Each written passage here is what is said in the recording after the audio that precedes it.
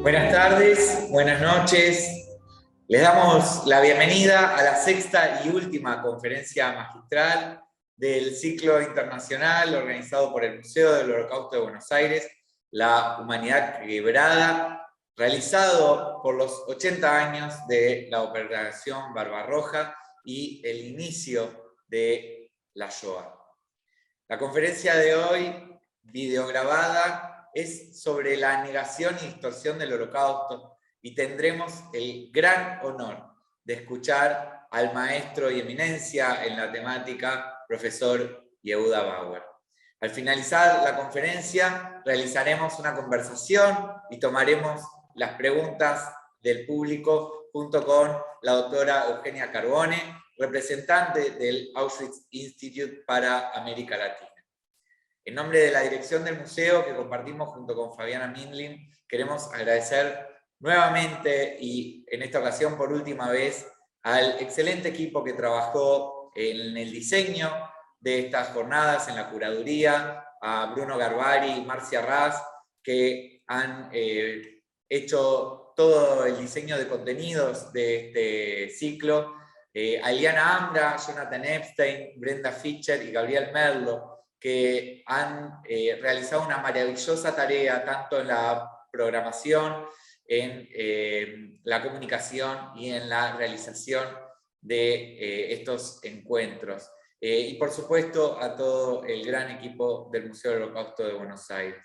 Queremos agradecer también a las personas que colaboraron en los paneles y en especial a los expertos que brindaron generosamente sus conocimientos.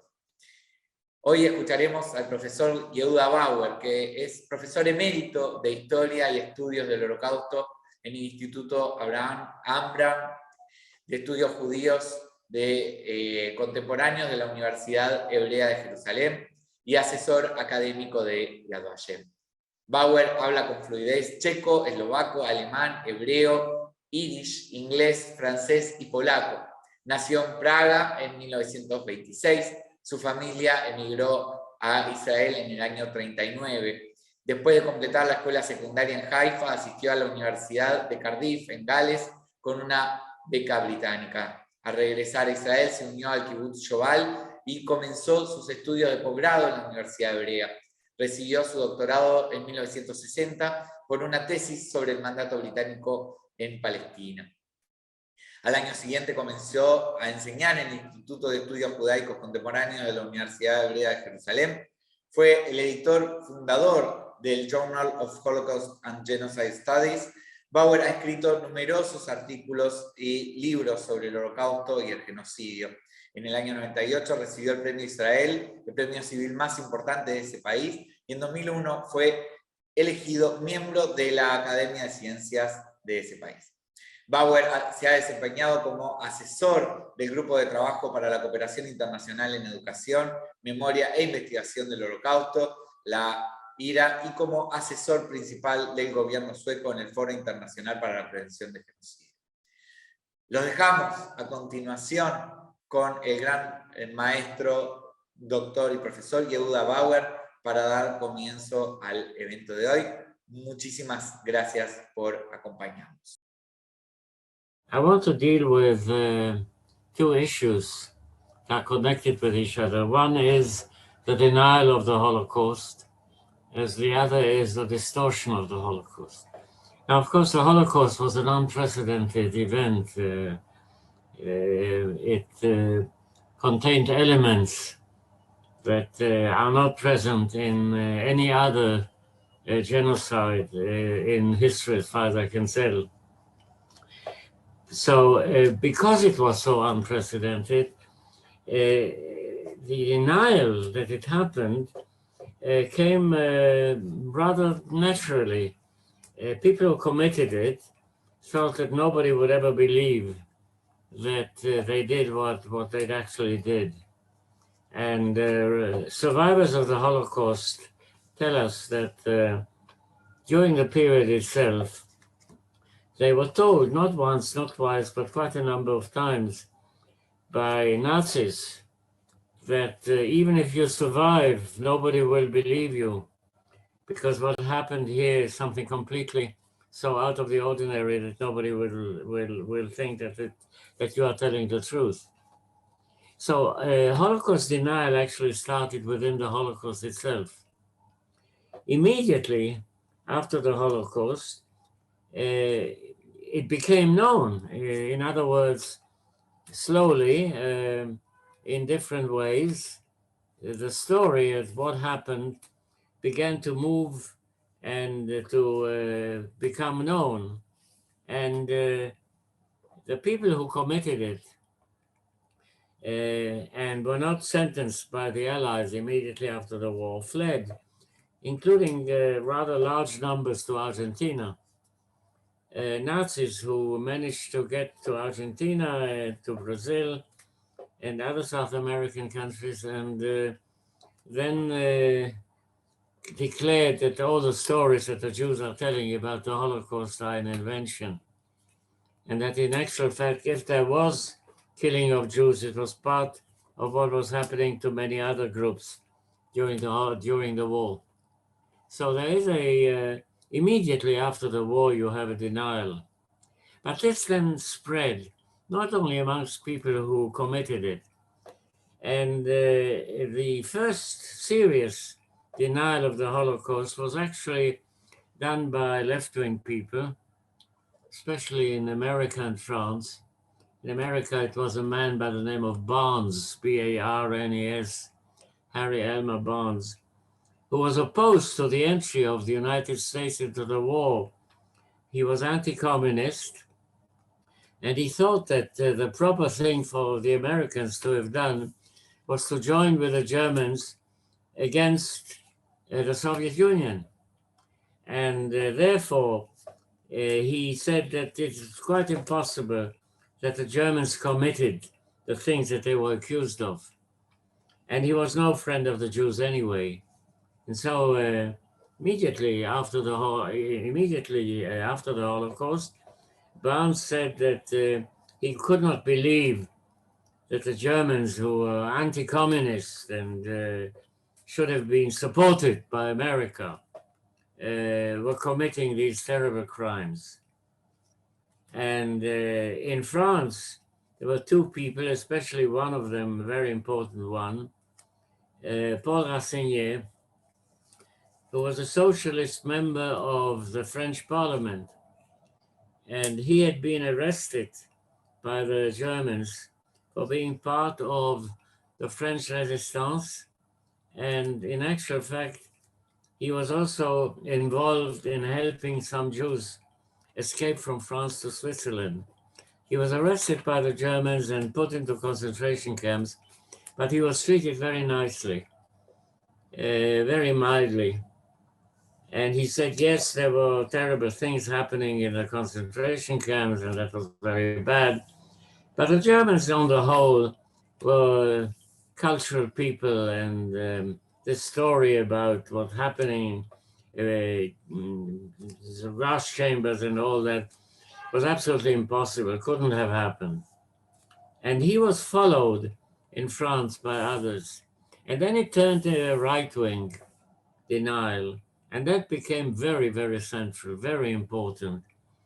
It was led by intellectuals, right-wing intellectuals, who opposed any kind of liberal and socialist and liberal conservative point of view.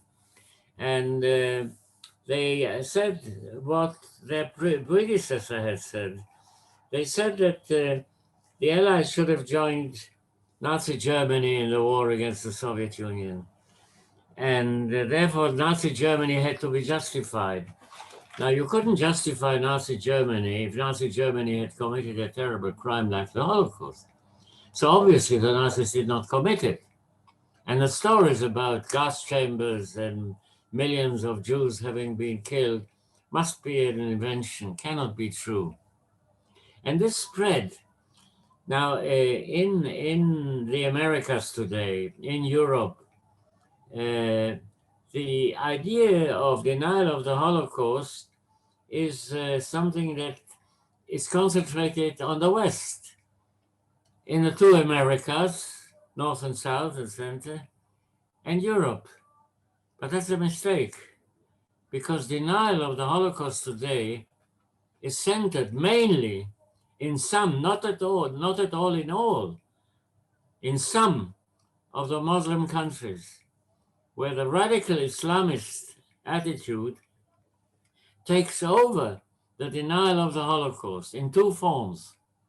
One, it didn't happen. Two, it happened, and it's very sad that it was not completed by the Germans, and what the Germans did not manage to do to the Jews, we will do to the Jews. So on the one hand, denial, on the other hand, justification. And these forms of denial are prevalent, as I said, in some, by no means in all, the Muslim, especially the Muslim radical, of course, environments. In places like Qatar, for instance, where there is a major ideologist of the Muslim Brotherhood, perhaps the most important theologian, Yusuf Qaradawi, who declared that the Jews were punished by Hitler, who punished them for their bad behavior, and this was done by Allah.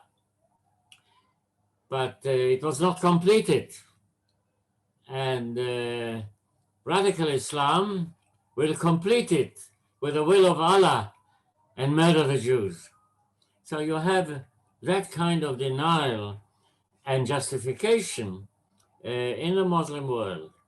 In the Western world, outright denial of the Holocaust is still there, but it has become weakened very much after a trial that was held in London in 1999-2000, when a British Holocaust denier and anti-Semite, an intellectual by the name of David Irving, accused an American Jewish historian, Deborah Lipstadt, of libeling him, saying untruth about him, that he was an anti-Semite, that he was a denier of the Holocaust, that he was not a real historian.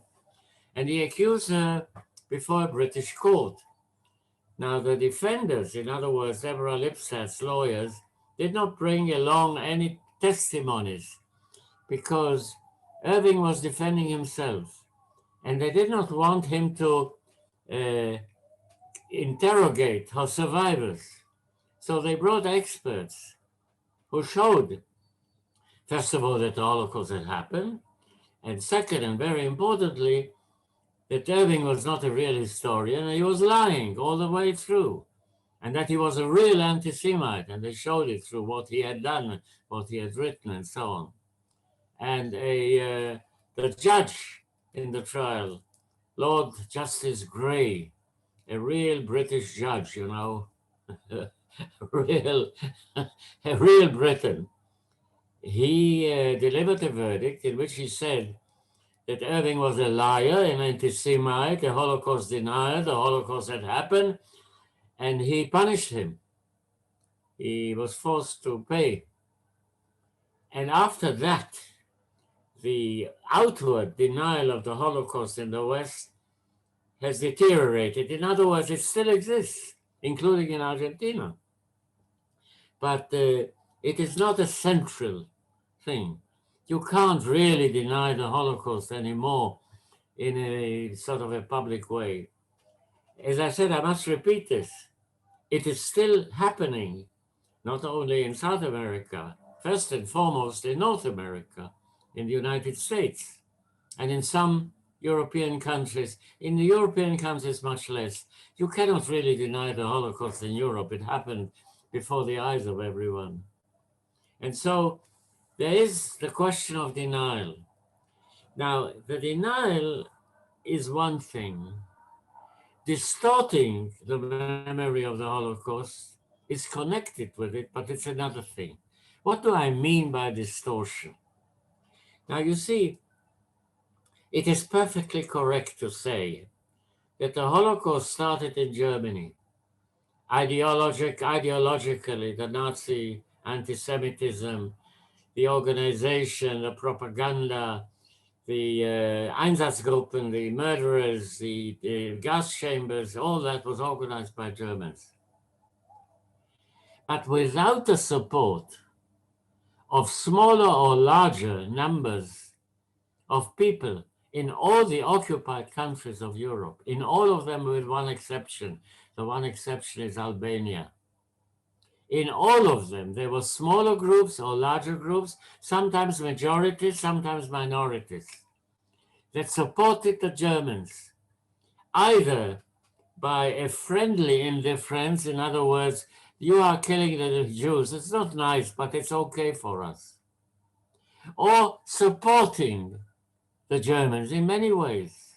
Let me give you an example, a very obvious example.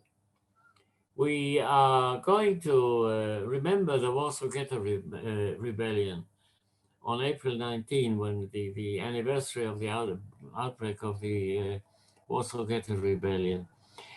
The Germans entered the Warsaw Ghetto with SS troops, yes, but they were accompanied by Baltic police, Estonians, Latvians, Lithuanians, and Ukrainian police.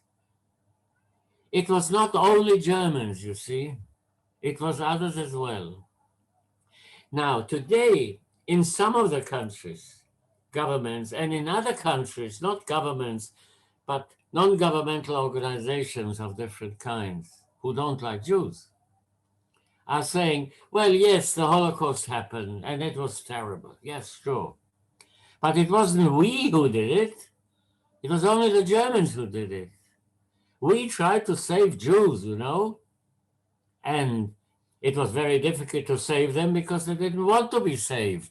They went to the trains, to the extermination camps without resistance. And the people who actually brought them to the trains were Jews, Jewish police, Jewish councils, Judenräte. That's the argument. And so we are innocent of the murder of the Jews. And why do they say that? Because in all these places, and in most extreme cases, Poland, you need today a nationalist consciousness. The government in Poland today is a radically conservative nationalist government. And it needs nationalism to maintain its government, its rule. And in order to do so, it has to strengthen Polish nationalism. And so it says, yes, the Holocaust happened and it was terrible. But it wasn't we who did it. It was somebody else. Now, is that true? No, it's not true. What happened, in fact, was, yes, Poland was conquered by the Germans. Yes, the Germans committed terrible crimes against the Polish people. Yes, there was a Polish underground that fought the Germans. Yes, it's perfectly true. And there were thousands of Poles, very courageous people, who rescued Jews. Yad Vashem has recognized over 7,000 of them. And we think today at Yad Vashem that there must have been at least twice, if not 3 times, as many Poles who tried to rescue Jews. We will never know their names because they died during the war, or they did not dare to say that they had helped Jews after the war, or the Jews whom they tried to save did not survive, or they did not remember the names of the people who rescued them. And so, even if you have, say, not 7,000, but twice that number or 3 times that number, it's a tiny proportion of the Polish people. There were 21 million ethnic Poles in Poland. And if there were, say, 20,000 Poles who rescued Jews or tried to rescue Jews, it's a tiny, tiny, tiny percentage. The vast majority of the Polish people were anti-Semitic in their view, either passively or actively. And the problem is that 3 million Jews, Polish Jews, Jews who lived in Poland in the borders of 1939, were murdered, almost all of them by the Germans, in German camps on Polish soil, occupied Polish soil. But a small proportion of those 3 million Jews, we estimated that maybe 5 or 6 or 7%, managed to escape the trains, either by hiding or escaping from the trains. And they tried to hide amongst the Polish population. There was nobody else to hide among. And of these people, probably about 250,000, maybe more, maybe less, we will never know. The vast majority, probably around 200,000, but that's a disputed figure. We don't know the actual figure. We will never know it. Were they either killed by the Polish population, by the neighbors, or delivered by the Polish police, which acted within the framework of the German police, to the Germans to be killed. The Polish police numbered 18,000 people, and they were spread all over Poland. And they, as I say, either killed the Jews or delivered them to the Germans. And so, yes, there were Poles who rescued Jews, and yes, the vast majority did not rescue Jews, and a very large minority killed Jews. Now that's denied. The present government in Poland and its academic or pseudo-academic institutions deny this.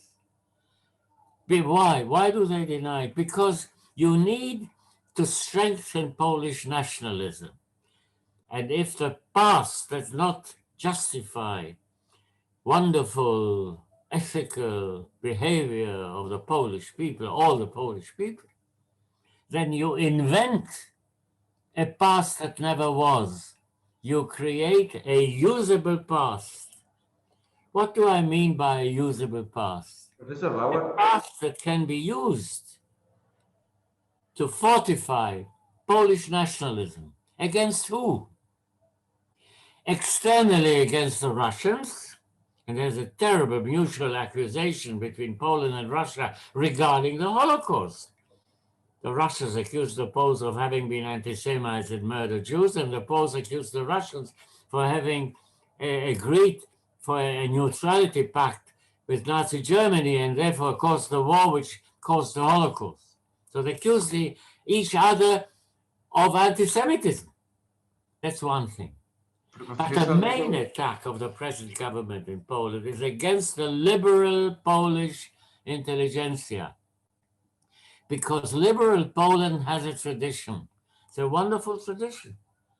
Poland was for generations the example in Europe of freedom fighters, of people who defended humanitarian and liberal principles. And that has not disappeared.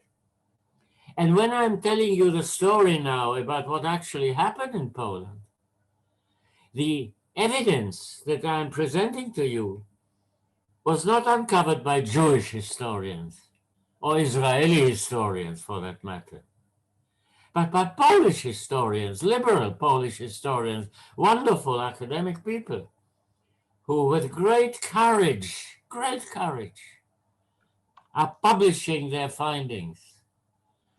There is a tremendous work that is going to be published in English now, which is published in Polish, which details some of these actions during the war. And there is an Academy of Science in Poland, which has not been subdued by the government, which is independent. And that Academy of Science provides an umbrella for these liberal Polish historians. And Yad Vashem is trying to help our Polish colleagues in their work. We are not part of that work. It is they who do it. Professor, 1 minute, please. You approached to the camera and we lost your focus. And if you can either not be so close to the camera or maybe, yes, that's the issue. I'm Okay. sorry for interrupting you, but it's better right. for the recording. Okay, so you have this invention, this usable past, which the government in Poland is trying to present.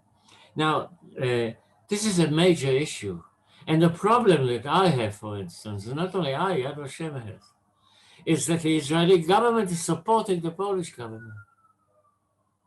There is an agreement between Netanyahu and the Polish Prime Minister, Morawiecki, which was signed on the 28th of June of 2018, which justifies the Polish position.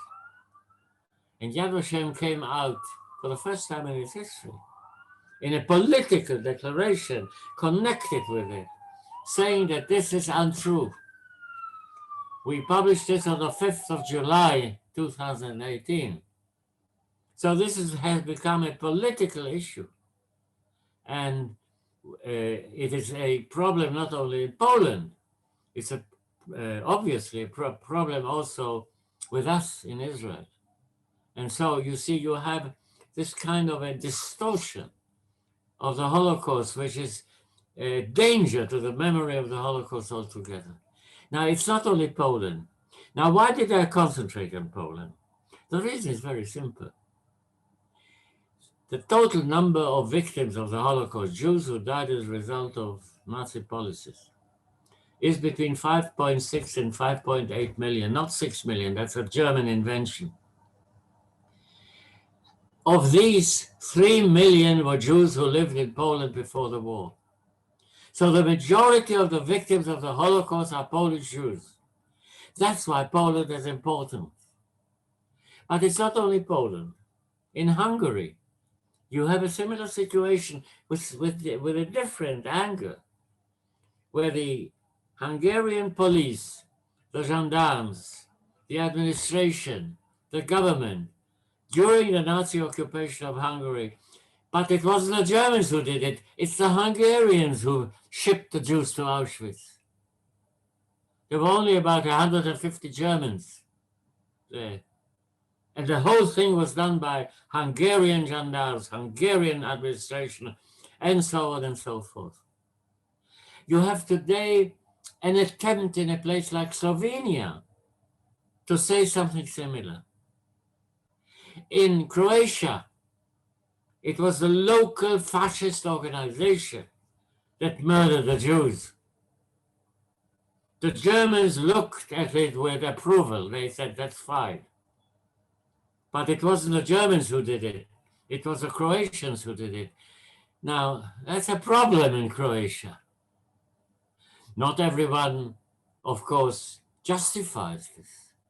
There's an opposition, there's a strong element in Croatian intellectual life that justifies the attack on the distortion, that attacks distortion, yes.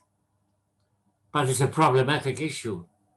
You have the same thing in Serbia, where there was a puppet government that collaborated with the Germans. You have the situation in many other countries like that.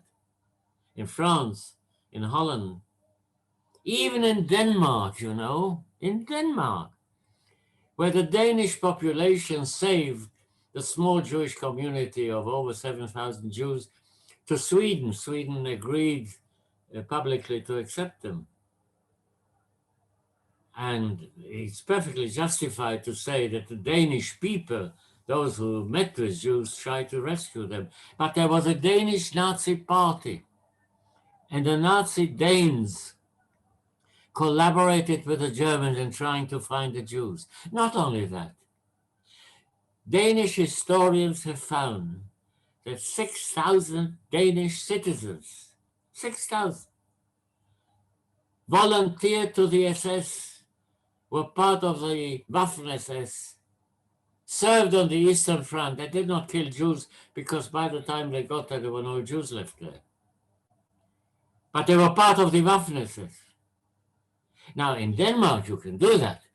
You can publish what Danes did during the war, whether it was good or not good. And you can do the same with it in Israel. Yad Vashem Studies, our academic publication, published articles detailing Jewish collaboration with the Nazis in certain instances.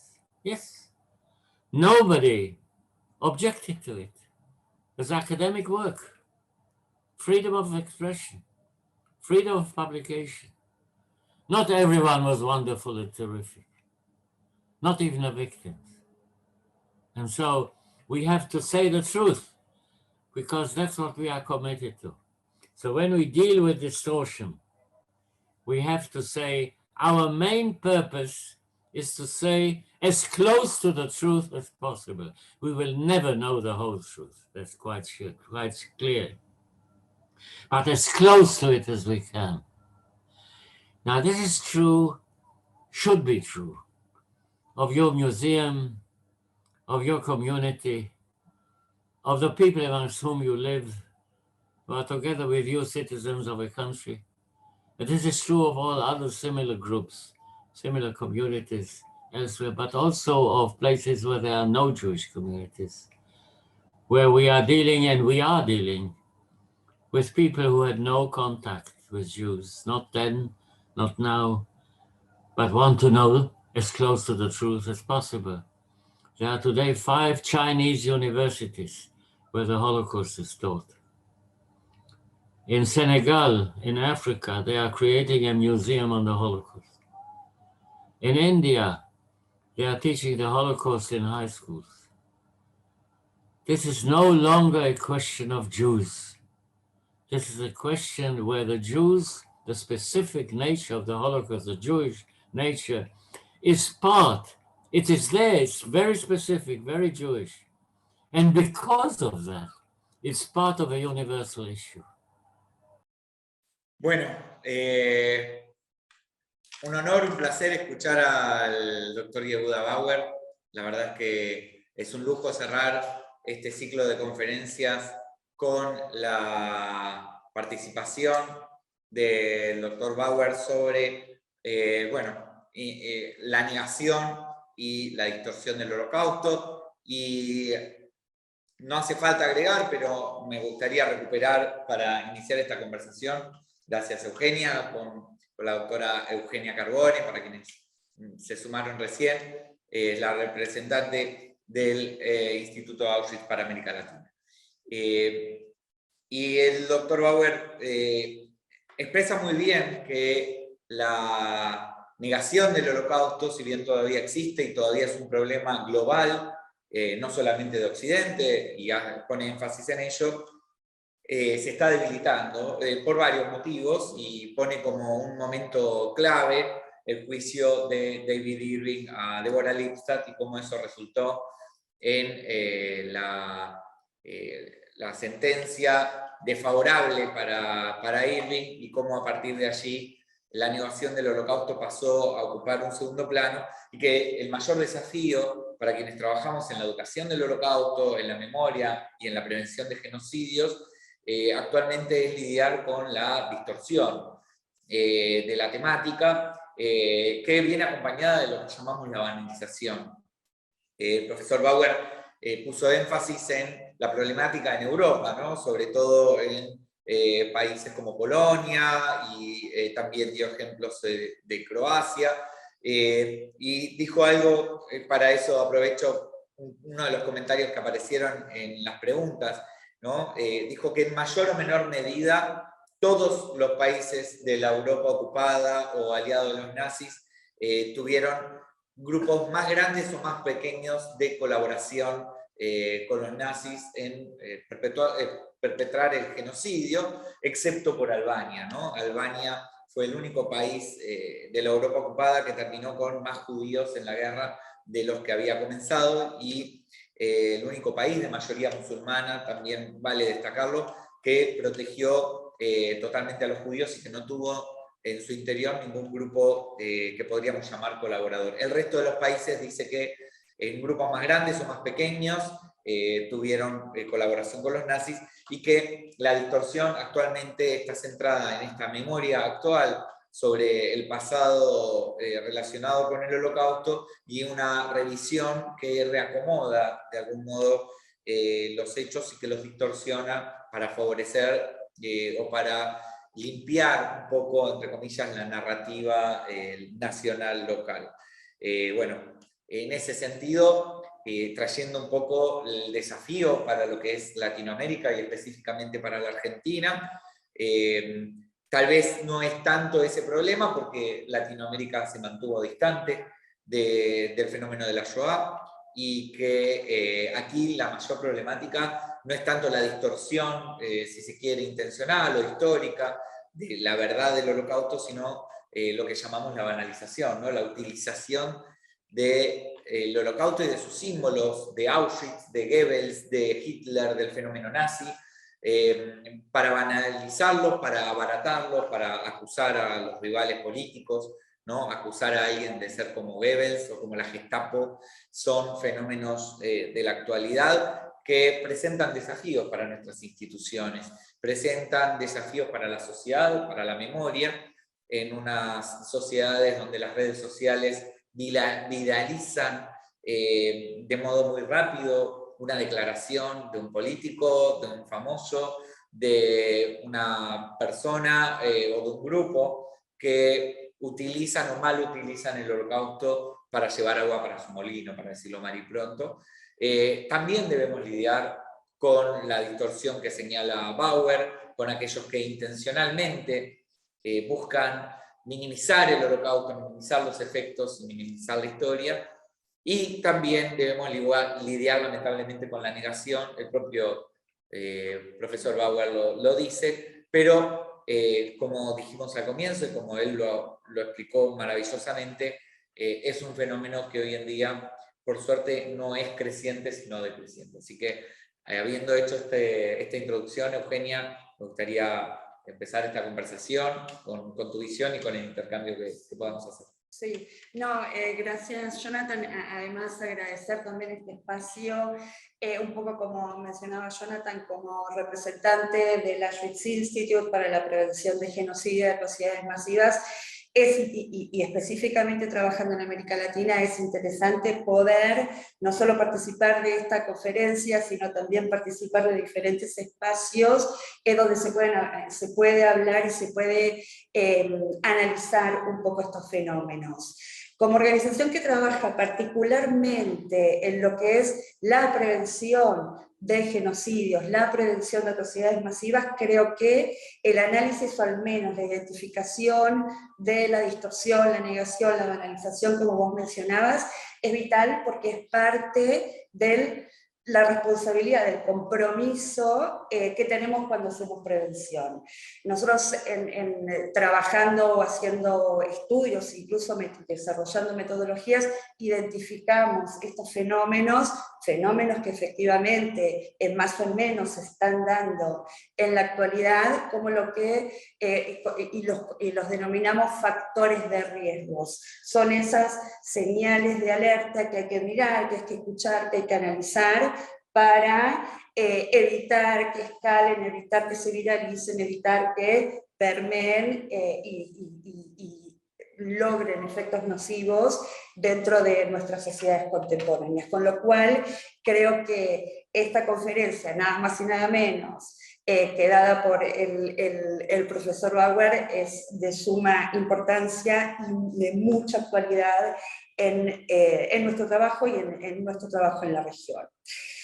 Pero también, como parte de eso, y creo que parte de la riqueza de lo que el profesor dice y tiene escrito, e incluso mencionó en esta grabación, tiene que ver con cómo pensar específicamente determinados pasos o formas, efectivamente, de detectar, de conocer y de prevenir que estas situaciones escalen. Y ahí creo que él hizo hincapié y nos compartió ejemplos muy interesantes, el ejemplo de Irving, cómo a través de la justicia se logra frenar el efecto o el factor de la negación que venía creciendo, como vos también recién decías, el valor que da el profesor en su video también a la idea de seguir buscando, seguir indagando, acercarnos lo más posible a esa verdad que todos quisiéramos tenerla al 100%, pero llegar lo más posible hasta donde se pueda, a través de estudios, a través del compromiso de quienes trabajamos en estos temas, y que ese trabajo, esas investigaciones, ese conocimiento no quede solamente al interior de nuestras instituciones o de nuestro saber, sino que se pueda compartir.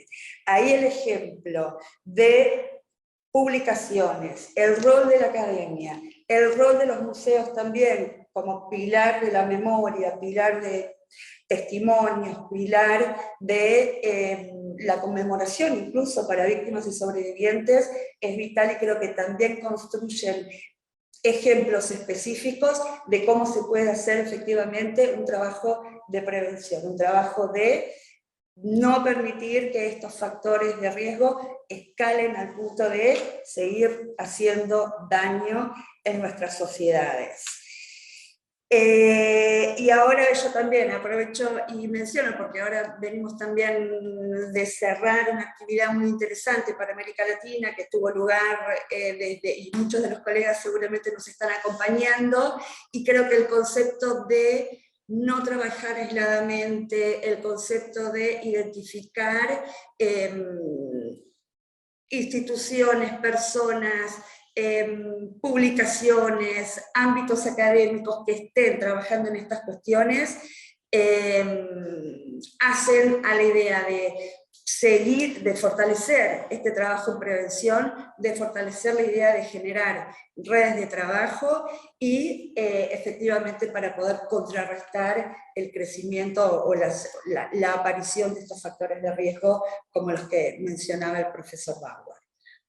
Buenísimo, sí, coincido plenamente. La verdad es que el trabajo de las organizaciones que nos dedicamos a esta temática hoy en día tiene este desafío por delante y no existe hoy fuera del trabajo cooperativo, del trabajo en red, del trabajo interinstitucional en proyectos e iniciativas que ayuden a generar espacios de reflexión, pero también espacios de divulgación, que permitan contar con herramientas para combatir la distorsión, para combatir la banalización, para saber que en un diagnóstico, si se quiere, positivo de lo que es la memoria del Holocausto, la distorsión es una consecuencia no deseada de haber logrado instalar la memoria del Holocausto como genocidio paradigmático en Occidente y en el mundo en general.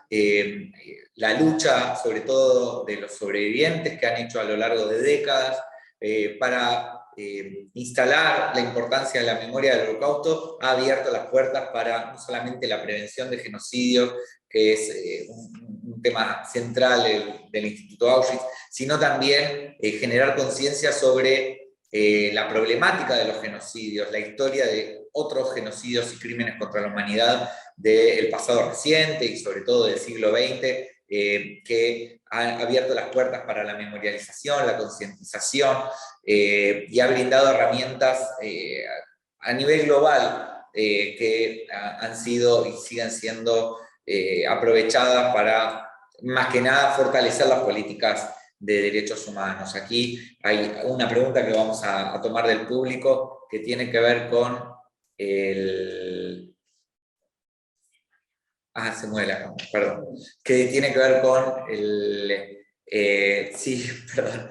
Que tiene que ver con el tema de la idea de unicidad de la Shoah. Coinciden con esta apreciación de que en Sudamérica se discute básicamente la unicidad, lo consideran una distorsión. La unicidad de la Shoah o el Holocausto como evento único fue una línea historiográfica, si se quiere, predominante en décadas pasadas. Hoy en día está siendo abandonada, más que nada porque entendemos quienes nos dedicamos a la enseñanza del Holocausto, que el Holocausto es un evento comparable. Todos los eventos en última instancia son únicos, por lo tanto hablamos del Holocausto como evento paradigmático, ¿no? Pero también, o como genocidio paradigmático, pero también en juego con similitudes y diferencias con otros genocidios. Sobre todo desde lo académico encontramos una importancia en divulgar y en educar acerca de la comparación de genocidios y sobre todo destacar en qué se diferencian unos de otros en pos de tener una reflexión mucho más profunda, ¿no? Tal vez la idea inicial del Holocausto tuvo que ver con esta memoria temprana que estábamos hablando hace unos minutos, y en ese sentido, Eugenia, para seguir intercambiando, ¿cuáles son los desafíos de aquí al futuro en un mundo donde cada vez las memorias están más entrelazadas, y están más dispersas, y están más en juego, y más en disputa, tanto en el mundo de las redes sociales, en el mundo virtual, sobre todo después de la pandemia? ¿Cuáles son los desafíos en la prevención del genocidio para que minimizar los efectos de la distorsión y la banalización? Los desafíos es seguir trabajando, conocer un poco, volviendo a esta idea de genocidio paradigmático, también como un ejemplo particular del trabajo del instituto. Por ejemplo, nosotros tenemos metodologías para poder acercarnos y conocer los fenómenos, los procesos que van gestando, por medio de los cuales se gestaron determinados genocidios. Tenemos metodologías, y en un punto el seminario, la gran metodología insignia que nosotros utilizamos tiene que ver con el estudio del Holocausto justamente como un caso paradigmático.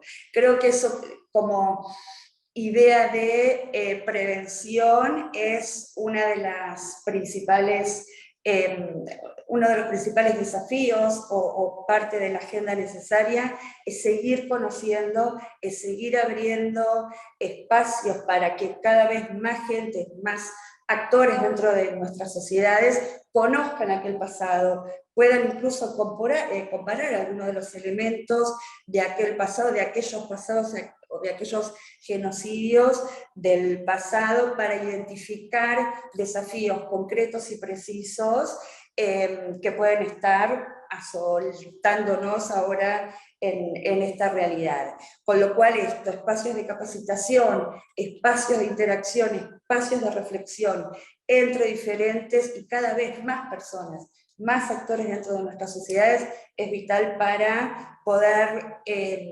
ser al menos más los que tengamos una dimensión de la necesidad de prevenir, de frenar determinados fenómenos que, si no se frenan, pueden escalar y hacer daños irreversibles a los tejidos sociales en esta actualidad.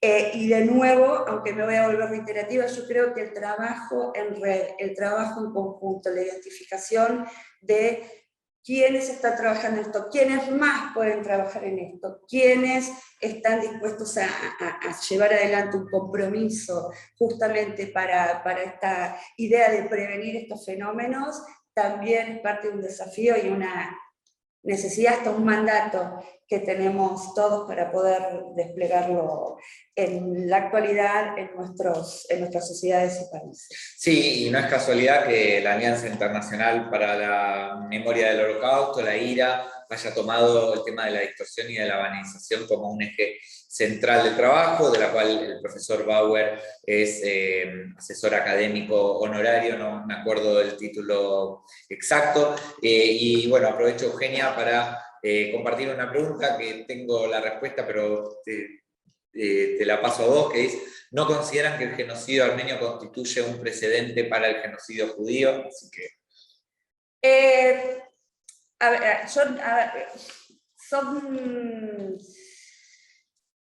son procesos mucho más complejos de qué es, digo, esto se puede mirar desde el punto de vista jurídico, desde el punto de vista sociológico, desde el punto de vista histórico, y acá en principio posiblemente no importe la opinión, para la organización que represento sí es un genocidio. Lo que pasa es que después hay un montón de otras cuestiones como reconocimiento de los estados respecto de esto, digo que exceden la opinión de una persona o de la organización a la que represento. Efectivamente, tiene que ver con un proceso de destrucción, tiene que ver con lo que entra dentro de las categorías, si se quiere, más jurídicas de genocidios y otras atrocidades masivas.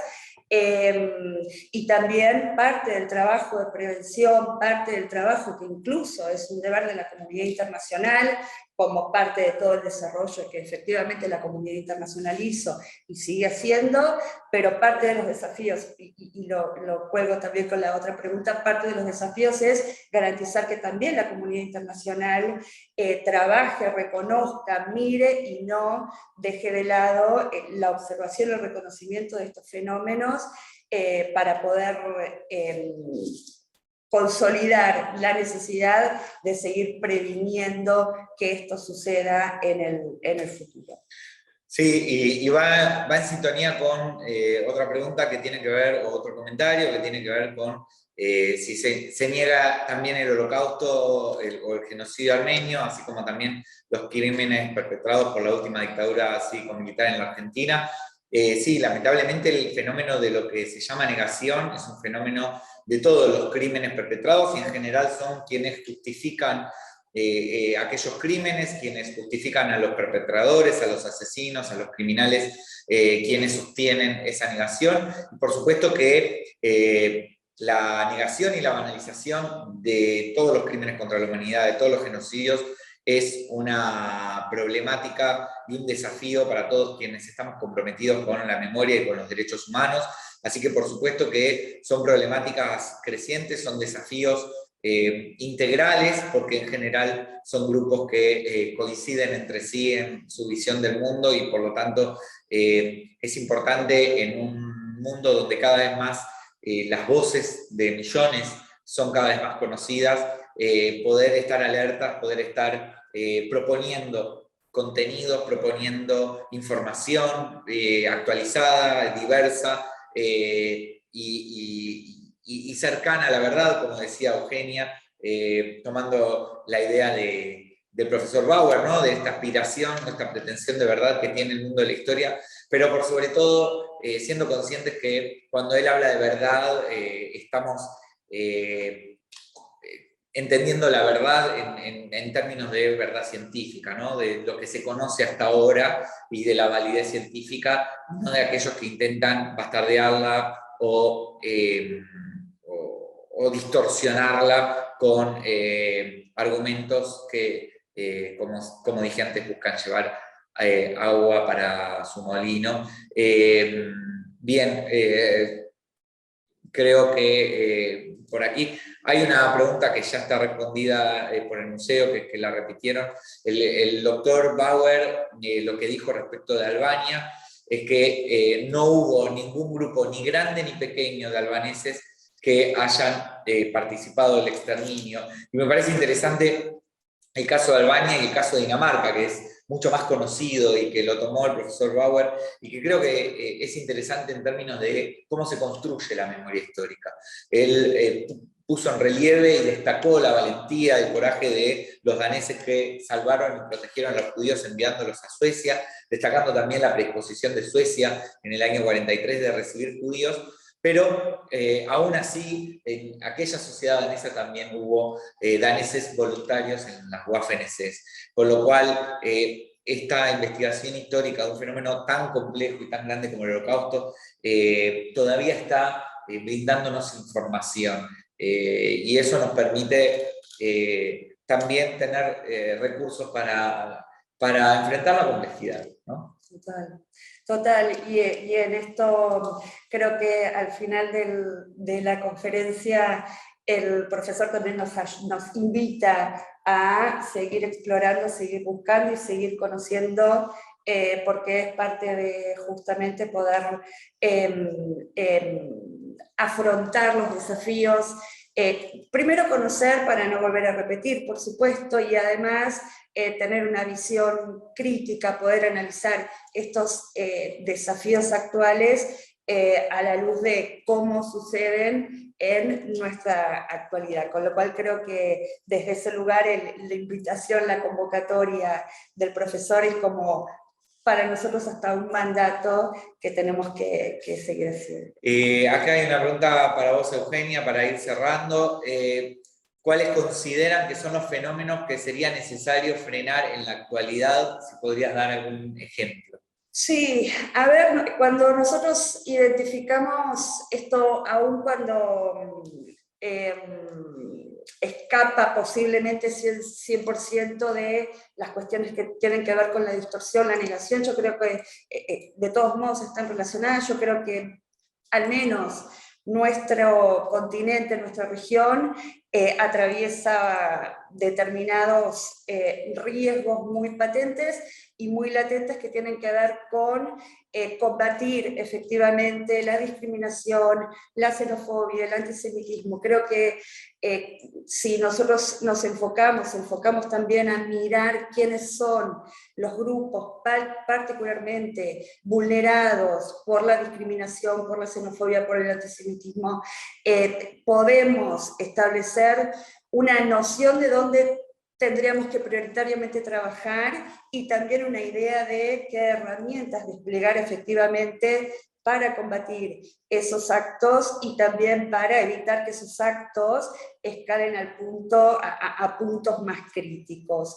Con lo cual, riesgos hay muchos, pero hablando específicamente de América Latina, yo creo que seguir trabajando fuerte por más avances que hay y que sigue habiendo en temas de igualdad, de no discriminación, es parte del gran desafío que tenemos, y prestar mucha atención porque hay grupos que están particularmente tocados, dañados, lesionados a través de esto. Si esos fenómenos, si esas situaciones no se previenen, no se evitan, efectivamente son procesos que pueden derivar en una idea de destrucción, en una idea de deshumanización, en todo lo que conocemos que efectivamente luego de un proceso llevó a fenómenos como el Holocausto u otros genocidios. Con lo cual, esas serían como, a mi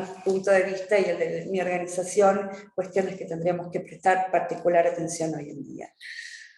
Bueno, hemos respondido las preguntas y los comentarios que surgieron en el público. Para nosotros fue una gran alegría poder realizar este ciclo de conferencias magistrales. Hemos tenido la oportunidad de escuchar a grandes eminencias. No me quiero olvidar ninguno, pero espero estar bien con los nombres. Hemos contado con Christopher Browning, con Peter Hayes, con Olivier Bierbiorka, con Ilya Altman, con el profesor Yehuda Bauer, y me estoy olvidando de alguien, así que pido disculpas porque no se me fue el nombre, pero realmente ahí está.